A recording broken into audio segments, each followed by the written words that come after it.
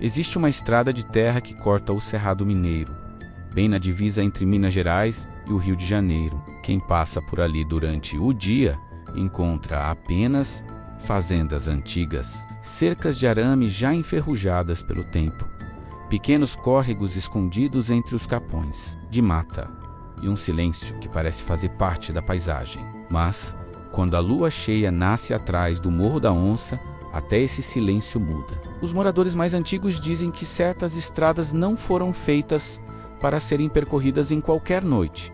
Algumas pertencem aos homens, outras pertencem às coisas que caminham quando ninguém deveria estar acordado. Foi naquela região que conheci João Bento. João era tropeiro, homem simples, acostumado a atravessar quilômetros levando mantimentos. Não era de acreditar em assombração, maldição ou conversa de velho. Dizia que medo era invenção de quem nunca precisou dormir sozinho no meio do mato. O povo daqui aumenta demais essas histórias, costumava dizer, rindo enquanto ajeitava a sela do cavalo. Só que havia uma superstição que até os mais corajosos respeitavam. Ninguém, absolutamente ninguém, batia na porta da casa de seu Anselmo nas noites de lua cheia. Não importava se fosse para pedir água, ajuda ou socorro. Quando a lua aparecia por trás do Morro da Onça, a porteira permanecia fechada e quem passava seguia olhando apenas para a frente. João nunca entendeu aquilo. O velho deve gostar mesmo é de ficar sozinho, mas sempre recebia a mesma resposta. Não é ele que quer ficar sozinho, é a gente que precisa deixar.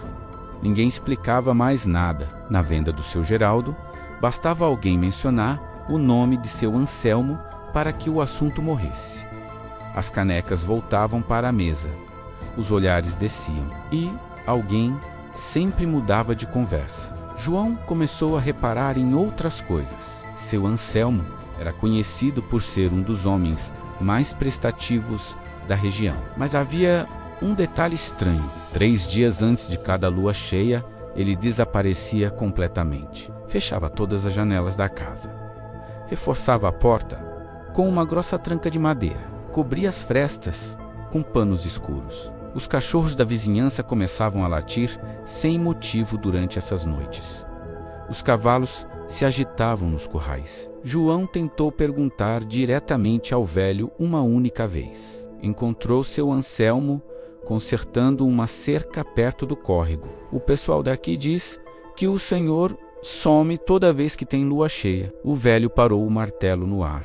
Ficou alguns segundos, olhando para o horizonte. Depois respondeu com uma calma que João nunca esqueceu. Tem perguntas que mantêm um homem vivo, justamente porque nunca são respondidas. Naquela mesma tarde, João decidiu procurar a única pessoa da região que talvez soubesse a verdade. Dona Alzira, a velha benzedeira, morava numa casa cercada por arruda e alecrim. Era respeitada por todos. Quando terminou de ouvir a pergunta, Dona Alzira não respondeu imediatamente. Pegou um ramo de arruda, enquanto o Anselmo ainda consegue fechar aquela porta antes da lua nascer. Ainda existe um homem morando naquela casa. Ela não explicou mais nada, mas ao deixar a varanda, João percebeu que ela permanecia parada, observando o céu. João Bento voltou para casa, levando mais perguntas do que respostas. As palavras de Dona Alzira não saíam de sua cabeça. Na manhã anterior à lua cheia, João cruzou novamente com seu Anselmo. O velho carregava grossas correntes na carroça. João parou o cavalo. Vai prender algum boi bravo? Seu Anselmo sorriu de canto. Se fosse boi, minha vida seria fácil. Naquela tarde, o céu começou a mudar. As nuvens desapareceram, o vento parou. Até os passarinhos sumiram. Ainda era dia, mas já era possível ver o contorno branco da lua surgindo no horizonte. Em menos de 15 minutos, a fazenda estava vazia. João percebeu que a estrada principal havia ficado completamente deserta.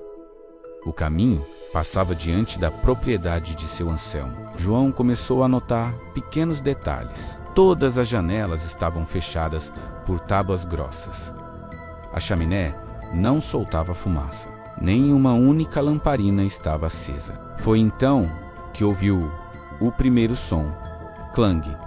Metal batendo contra metal. Correntes pesadas arrastando pelo chão. O som vinha de dentro da casa. O cavalo Ventania começou a bufar, as orelhas para trás, as patas batendo nervosas na terra. Foi quando um uivo atravessou o cerrado. Não era longo nem alto. Era baixo, rouco e doloroso. Então, uma voz muito fraca, quase um sussurro: "Vá embora." João arregalou os olhos. Era seu Anselmo. Ele esporeou o cavalo. Seu Anselmo! Bang! Como se alguma coisa pesada tivesse se lançado contra a parede. Madeira rangendo, correntes esticando. João sentiu um arrepio. A mão apertou o cabo do facão. Então a mesma voz voltou, desesperada: "João, pelo amor de Deus, não me faça abrir essa porta." Naquele instante, a lua surgiu completamente atrás do Morro da Onça. E junto com sua luz prateada, veio um silêncio tão absoluto que até os grilos pararam de cantar.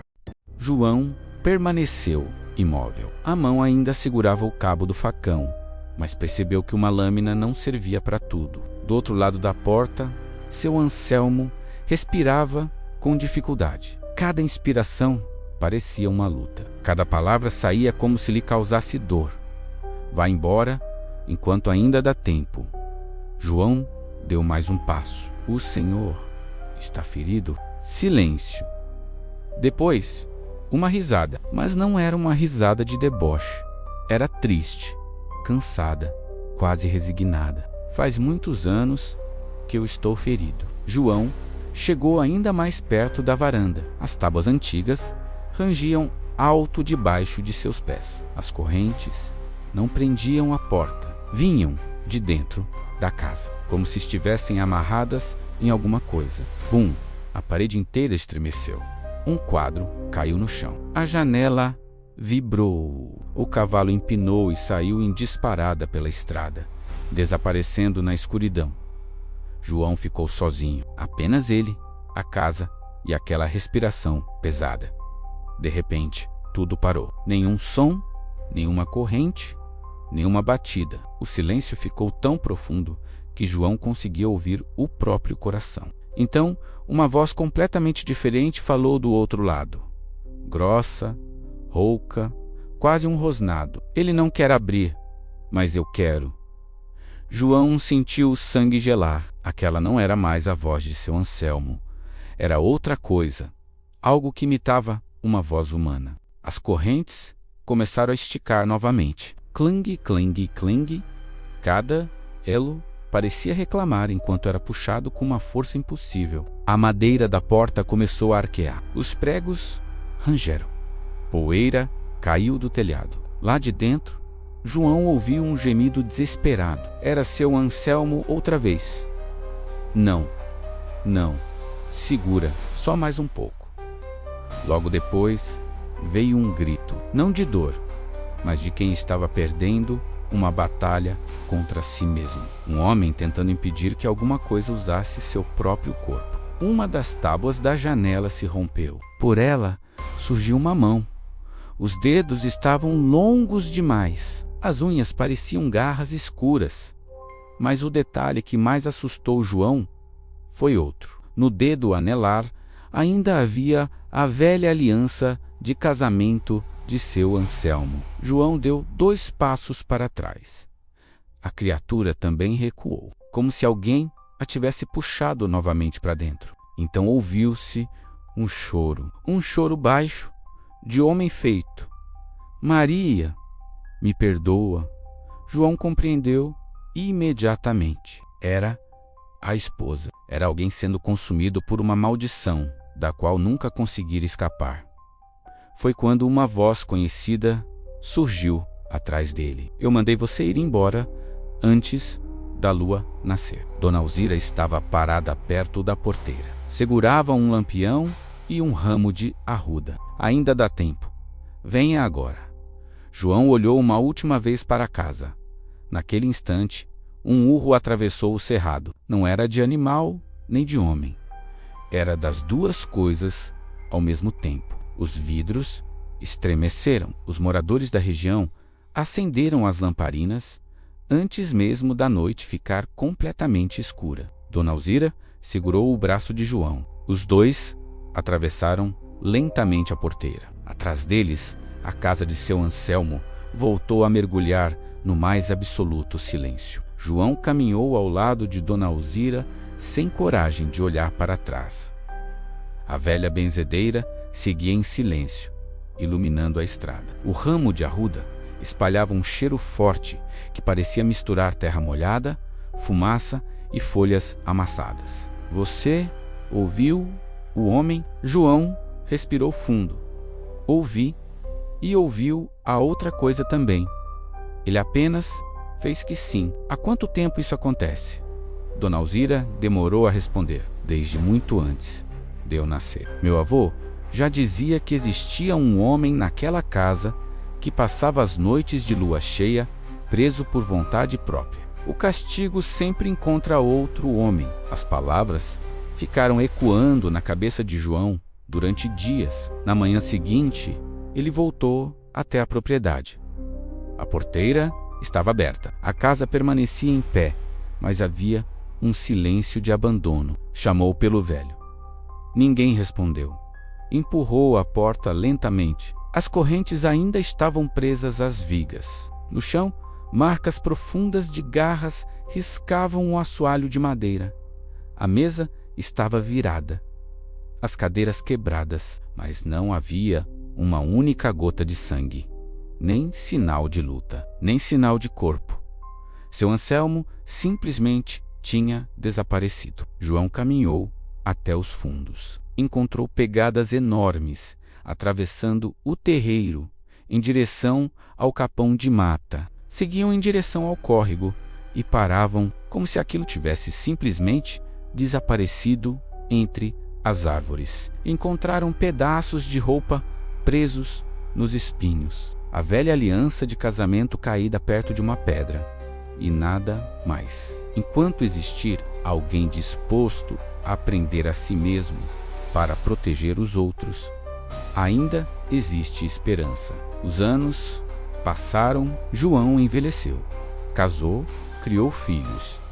Depois vieram os netos. Sempre que a lua cheia surgia atrás do Morro da Onça, ele fazia exatamente a mesma coisa. Fechava portas, recolhia os animais. Nunca passem perto daquela casa depois que a lua nascer. Os netos perguntavam por quê. Ele respondia que existia um homem lutando. Muitos anos depois, a antiga casa de seu Anselmo desabou. A madeira apodreceu. O telhado caiu. A porteira desapareceu sob o mato. Mas os viajantes continuaram evitando aquele trecho. Nas noites de lua cheia, alguns juram ouvir correntes sendo arrastadas no cerrado. Algum viajante perdido encontra um homem sentado sobre uma pedra. Um senhor de cabelos grisalhos, olhos profundamente tristes. Ele faz a mesma pergunta. A lua já está alta? Se a resposta for ainda não, o homem desaparece caminhando para a mata. Existem monstros que caçam pessoas e existem homens que passam a vida prendendo o próprio monstro para salvar quem nunca saberá do sacrifício. As lendas mais perigosas nascem do dia em que alguém deixa de conseguir resistir.